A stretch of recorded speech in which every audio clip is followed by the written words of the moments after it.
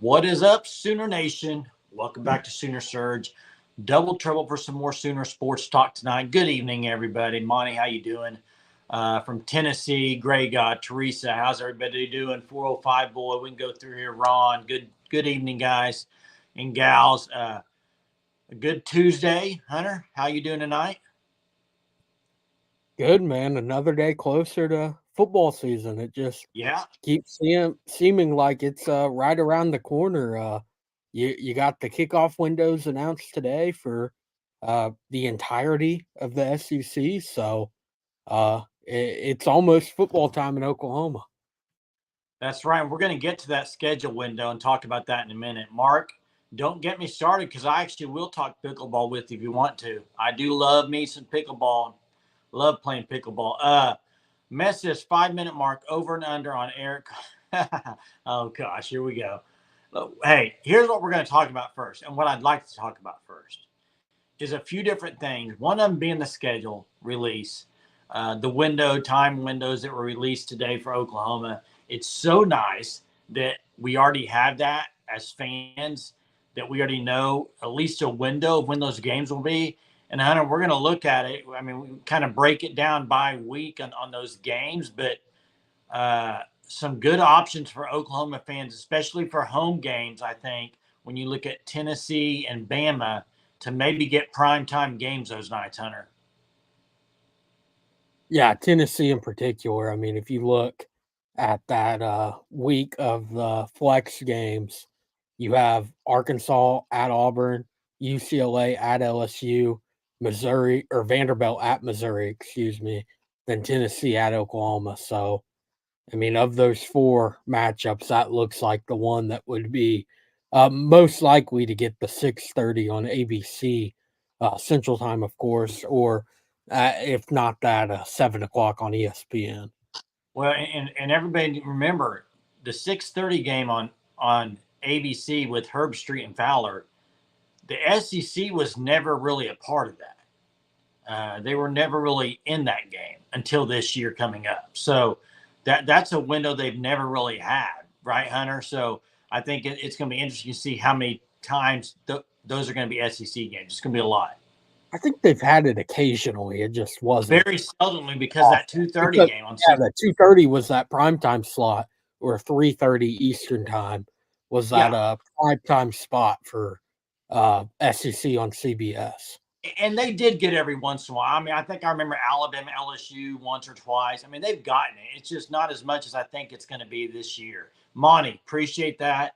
Yeah, thank you very much for that. Hope you guys, if you haven't watched it, go check it out. Justin McLeod from D1 Softball, real knowledgeable guy, and just kind of gave us some insight. So check that out for sure. Good interview with him. So yeah, Tennessee, I think is a great chance to get the primetime game, as is Bama. I mean, you look up the matchups that Bama week too. I think there's a good chance OU gets it that week. Which Sooner fans, tailgating, it's got to be, it's got to be really good this year. There's no excuses as Sooner fan to not have a great tailgating atmosphere, especially if you're playing evening games or late afternoon. And Chief, it was 1,000% worth leaving the Big 12 just to get out of those. I mean, just ridiculous. I mean, the fact that what is it, 2 games as the possibility 11. They might not even play an 11 o'clock game, guys. They might just get 2 noon games. So, which, hey, way better than what they've had. Yeah, you can't be only at most having two 11 a.m. kickoffs and only one of them at most being a home game. Yeah, And to know it right now is just great. I feel like every conference should be doing what the SEC is doing of announcing it. There's no reason to wait like the Big 12 does till 6 days before to determine who's going to be playing and at what time. yeah. And Mess asked about softball prospects on Natty's watch list as far as portal. Talking to Justin today, we talked about different positions that we think they're going to go after. I mean, I think personally they got 5 spots, guys. They're going to for sure get one. Try to get a really good pitcher, and I think I think the options of them maybe getting two is a possibility when you look at really they just got Kirsten Deal, Peyton Monticelli, and then Audrey Lowry, the freshman, coming in. So I think a possibility of two pitchers, and then maybe a catcher. Now, Justin said there's not a whole lot of catchers so far in the portal as far as really good players. I would say Kaylee Wickoff from Texas Tech is a name to maybe watch. She has already entered the portal. That would be a name. And then other than that, I mean, you got Riley Zaki coming in as a catcher that a lot of people are high on. So as a freshman. So I think portal position wise though, Hunter, 1 to 2 pitchers, a catcher, and then probably middle infielders after that, or just utility or outfielders, any other position. Yeah, I'm still leaning one pitcher. I think they tried 6 this past year. Really, only 4 played. I think you kind of go with 4. I mean, with who they have returning, it's year 3 now for Kirsten Deal, year 3 for Peyton Monticelli, year 2 in a Sooner uniform. Then Audrey Lowry. I mean, we have a video releasing on her tomorrow afternoon. You guys are going to want to check that out. Just a very talented arm, number 3 in the country by, I believe, Softball America, that has a sub 1 ERA with over 1,000 strikeouts in high school. So I think you're kind of set in that pitching department where you go with one. And then, I mean, I think there's going to be a lot of talented middle infielders and outfielders in the portal to where you pick up a few of them if possible. Yeah, Eric asked, will you say it's worth it if OU goes 8-4? I'll say it's worth it if OU goes 7-5 this year. Going from the Big 12 to SEC is a move that had to happen for Oklahoma. I don't think record in year one is going to dictate that. But, guys, I think they had to get out of the Big 12. If it wasn't this year, down the road, it's going to move into power conferences, super conferences. So it had to happen. So I don't think that matters really. No one really said.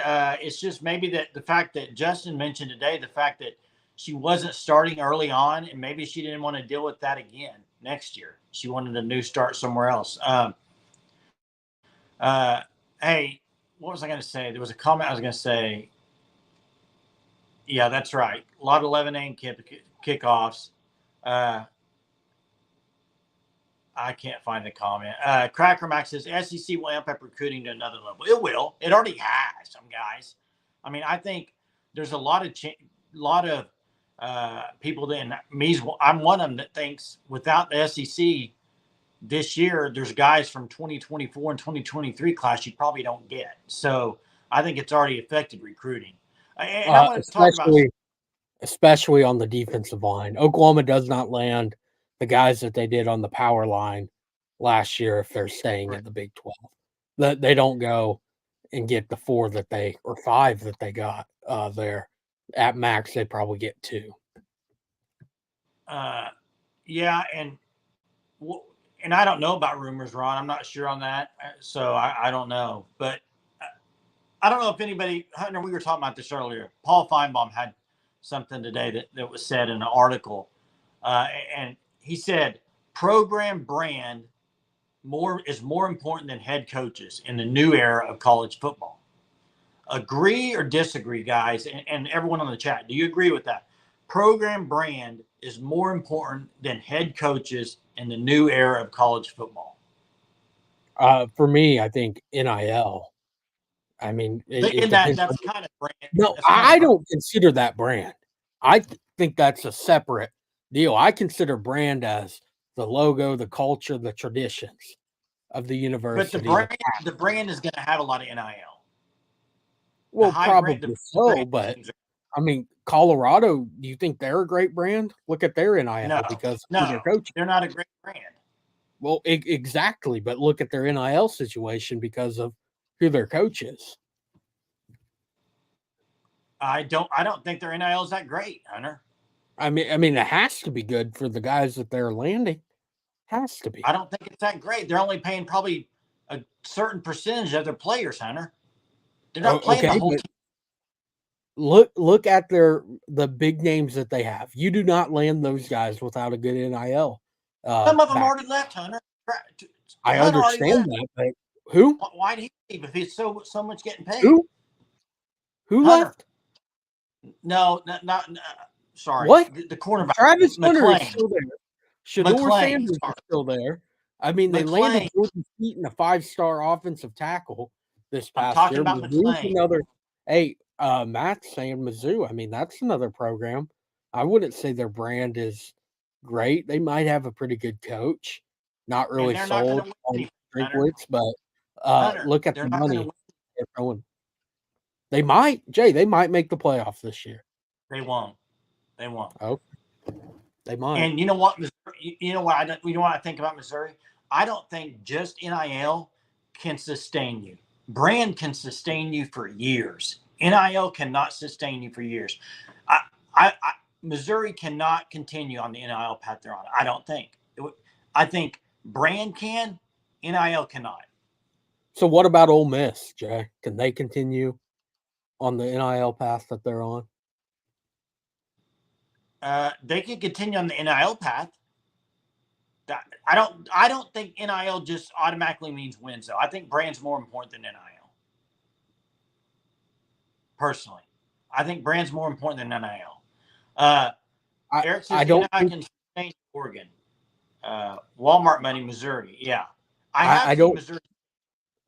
I have. Jay, I don't think that your brand means anything if your NIL situation is bad. But you tell me right now a team that has a really good brand that has a bad NIL. Go. I'll wait. A bad NIL? That has a good brand, bad NIL. Tell me, I'm waiting. Good brand, bad NIL. I mean, you could possibly say Florida. I mean, they you got look good at NIL, Hunter. Come on. Jay, they're getting sued right now. Oh, that's a different issue, man. Okay. Not really. I mean, it's Clemson's another one, as Mark says. Clemson NIL situation. I mean, it's probably not the worst, but it's definitely not the best. You also don't use the portal with Dabo Sweeney. Now, Hunter, some of these teams, here's the deal. And you guys mentioned Clemson are wrong.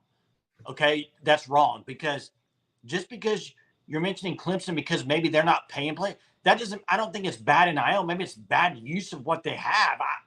I can't tell you. You can't tell me that Clemson doesn't have money. Come on.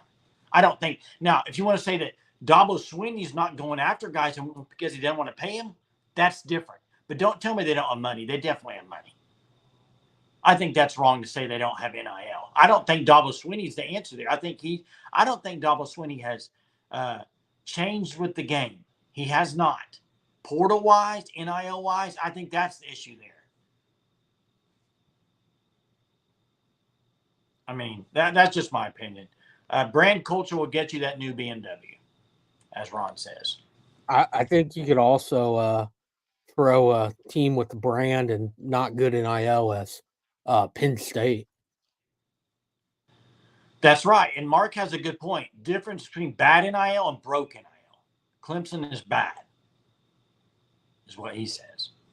I mean, I know there's a difference, but I think it still means the same thing. If you're mismanaging it or you don't have any money, it's not a good situation to be in. So going back to the original with brand, what about coaching? You see, and in this article, it talked about the two big coaches that left college football, Saban and Harbaugh, kind of power coaches there that left the game.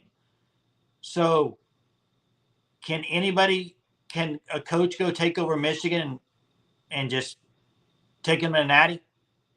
Or is that more important as the brand? I think is with this. I guess we'll find out this year with Sherrone Moore, but I mean, he coached in 6 games last year. DeBoer too. Yeah, but I'm saying more with Michigan. I mean, Sherrone Moore coached in 6 out of the 15 games last year. But that's he was the different. head coach. No, it's really not. He was the official head coach. It's different. Interim, and an actual head coach is way different. I disagree. I think it's Harbaugh still was at every practice, did everything, Hunter. But he couldn't coach in game. Couldn't coach in game. Could not coach in game. I know, but the whole preparation was Harbaugh. It's totally different when you have the reins of the whole squad. You're telling me that entire situation of the multiple suspensions that Harbaugh had, that Sherrone Moore wasn't really a part of like game planning in the week to week. He was part of it, but he wasn't the head. I think I mean, honestly, I don't know. I wasn't there. I don't have the inside scoop on that, but I would think Sherrone Moore had a pretty a good kind of taking the lead in that, and Harbaugh assisting on, because at the end of the day, he's going to be the one coaching for those 6 games. I mean, I think it's kind of defeats the purpose if you have someone doing all the game plan prepping who's not even going to coach in the game. I'm trying to understand what Kenneth is asking here. Can you tell me the 11 broken states I looked them all up. I know who they are. SEC country. Can you name them? What's he asking there? I think he's talking about broke financially. Not sure though. He's saying all in SEC, then I'm sure he's meaning the entire South. But yeah, Jimmy says Clemson got 2 5-stars last year. They're still getting players. They're not getting as many as they used to, but they're still getting players. Mississippi, Eric said, it's one of the states, I believe. We're going to find out on some of these coaches, though, with Alabama, with Michigan. I mean, you got some big-time schools that have new coaches, and we'll see. We've seen Venables in 2 years, guys. It's different when you just take over as a head coach. I think it is. I know that Moore did it at Michigan last year in some games, but it's totally different than just coaching for 3 hours of the game. The rest of it is on your plate. It's a lot. So Jay, do you think Sherrone Moore is going to have a bad season this year?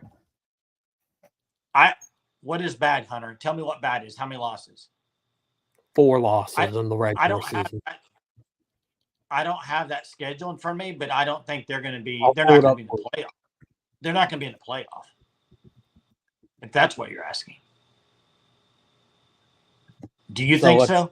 Let's go game by game. Fresno State. That's a win. Yeah. At home against Texas, probably loss. Arkansas State win. USC win. Minnesota win. At Washington loss. At Illinois win. I don't know. Michigan State at home. They're going to have at least 3 losses, maybe 4. My opinion. Oregon at home. New quarterback. They're going to have some struggles. They'll have at least 3 losses. I think they have 3 losses. But hey, real quick, Big Orange, they'll make it to the final. I'm looking for Tennessee, Kentucky championship. Is kind of what I'm thinking. Real quick, I'm going A&M Tennessee championship. A&M winning in 3. There you go. Hey, Bobby. So I guess what you're saying is brand matters more. Because didn't y'all just say that they didn't have NIL? How are they getting top 4 classes with no NIL? Brand or Dabo? It's brand. Right? Am I right, Hunter? Yeah, probably. How do you have a top 4 recruiting class if you don't have NIL? It wouldn't be brand. Brand matters a lot. I think, like, to recruits perspective, Dabo is still pretty well respected. I mean, he's won 2 He nationals. didn't even know the recruit's name in the video he did. That was pretty bad. That is really bad. He didn't even know his name. I want to know more of a backstory to that. Like, what recruit was it? Or do you know? Video on Twitter, that was silly. I think it was silly that they posted that video. I need to go find who posted it. Clemson? I don't remember who posted it. Somebody posted it. I saw it. Yeah, I think that's. I agree with Mess here. Mess, I agree. I think that's the big issue is the portal. I just think he hasn't really. And I think there's a lot of people that want to see him win without the portal, and for him to. It seems like somebody that wants to just prove a point. You know, hey, I can win without the portal. We'll see. Hey, let me get to trivia real quick. Before I do, check out Fanstop, fanstop.com. Use code SURGE. You'll get 10% off your first 3 months. Officially licensed gear, not just Oklahoma. A lot of schools, SEC schools, a lot of them. Go check them out, fanstop.com. And here we go with trivia. A lot of afternoon, evening kickoffs for Oklahoma this year. Not very many 11 o'clock kickoffs. Okay, how long do you have to go back? What year was it when they had 2 or less 11 o'clock kickoff games? 2 or less. What year was it? The last time Oklahoma had 2 or less 11 o'clock kicks. If you watched our video earlier today on the schedule release, you should know this right away. But we'll see who get it. Dow Post, I think, got it first tonight. 2017 Dow Post, way to go. You're on it. I think Dow Post watched the video.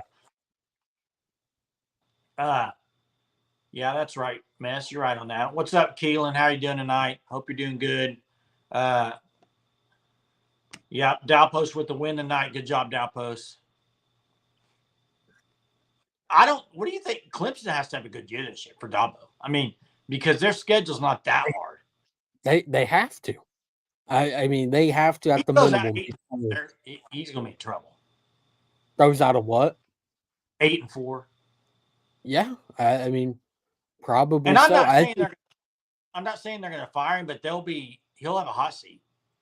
Well, it all comes back to if you're throwing out an 8-4, a lot of it is you're refusing to use the transfer portal. That's it. You have to use it right now. Like it's that is not a way to be successful without using the transfer portal. Hey, Eric, BB throws out an 8-4 and he's in trouble. Here's what I'll say. If he throws out an 8-4, I think there'll be a lot of upset people.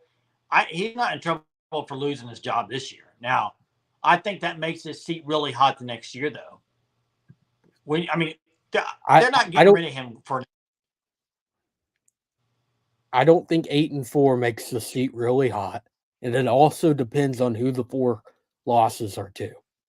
I mean, if the 4 losses are Texas, say Texas has a really good year again, Ole Miss, Mizzou, Bama, or LSU, something like that, and those teams have 8+ win seasons, then it's not as hot as if you're losing games like to Tennessee or at home to South Carolina or at Auburn. Yeah, but I'll be upset. I'll be upset with 8-4. I won't be happy at all, personally. And Ron says I would love to see OU Oregon. I'd love to see that matchup. And hey, I think 8-4 does. It doesn't. It's not going to put him on the hot seat to be fired, but I think it is going to have where the next year he's going to have a hot seat because, especially if they lose close games, that they have a chance to win. I think that's the difference. Is the biggest thing is there's a big difference in 8-4 and 7-5. There's not that big of a difference. I mean, it is. Well, I understand that, Jay. I can do math, but I mean, 7-5 looks really, really bad. 8-4, first year in the SEC, looks quite a bit better. I still. Are you happy with 8-4? Are you happy with 8-4? I think OU has the talent to be better than an 8-4 team. I think they just answer should be 9-3. Question. Are you happy with 8-4? Well, I don't think anyone would be happy with 8-4. Are you though? I'm not no. Like I said, anyone. That's including me. Okay, I just want you to say it. Yeah,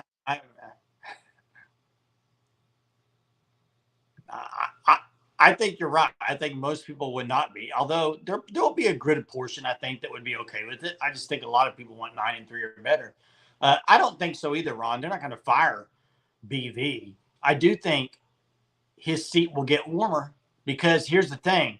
You can't continually have really good recruiting classes and it not go to advance to better records, right? And if you continue to have good recruiting classes, then the records have got to get better. And you need to make a playoff.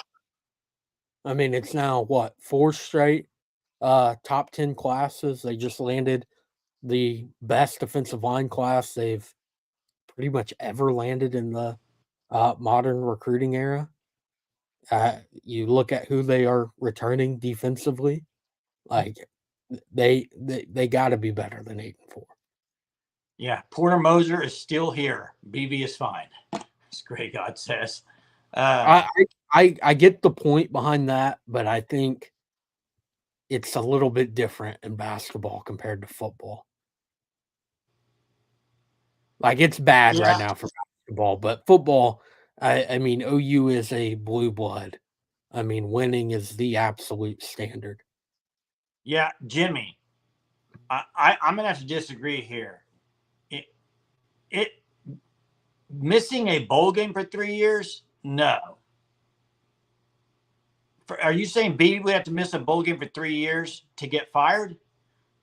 Is that what you're saying? Or are you just comparing it to Porter Moser? I think you're maybe just comparing it to Porter Moser. So I don't know. I think this is a good way to put it. Keelan says 7-5 is disgusting, 8-4 is disappointing, 9-3 is solid, 10-2 is better, and I'm ecstatic. That's not a bad way to put it. I don't know. I think it varies by the fans. I've seen a lot of fans that will be happy with 8-4, and a lot of fans that'll be mad about 8-4. So I think it just kind of varies.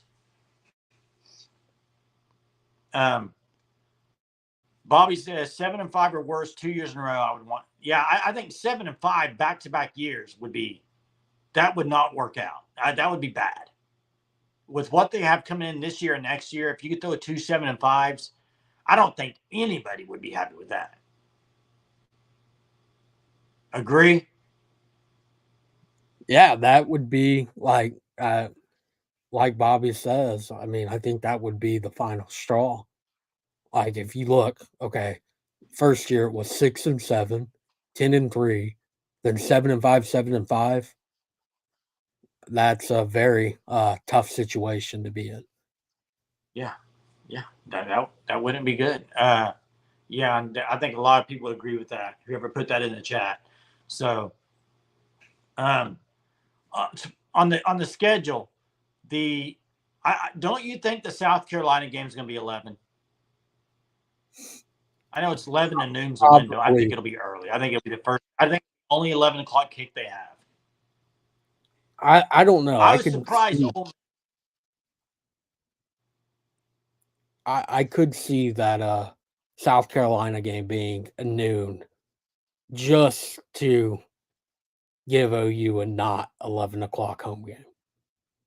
Yeah, I was surprised the Ole Miss OU game is that early, but there's a lot of good games that weekend. Hey, Mess, I agree with you. I think that was a big mistake, and I think maybe he might even say that now. But I think it was a mistake and obviously they knew it, and that's why they had to move forward this year, not take him into the SEC year one, because I think contractually he had another year to go, but decided to part ways before. So I do think, comfort hire, Tyler says, and I think you'll see the Zach Alley effect early on. I think coaching, everything was part of it. The fit with, I think a lot of it too is the fit with Brent Venables.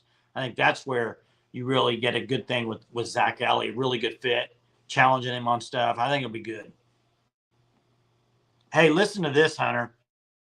This is ABC, August 31st, guys. This is the first week of the season. These are your games on ABC. Noon, Clemson, Georgia. 3:30, Miami, Florida. 7:30, Notre Dame, A&M. And then on Sunday, the day after, USC versus LSU. ABC. ABC's got the games on the opening weekend. Those will be great games. And I think Clemson gets handled pretty easily by Georgia. Wouldn't you think so?